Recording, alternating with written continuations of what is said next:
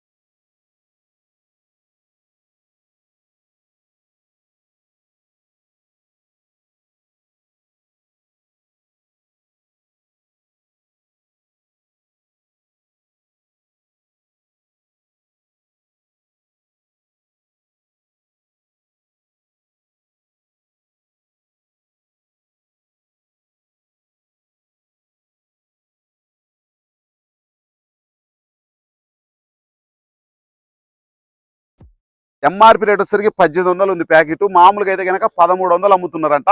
ఇది తెలంగాణలో ఎక్కువ దాచేపల్లి, నర్సరావుపేట ఆ ఏరియాలో పోతా ఉందంట.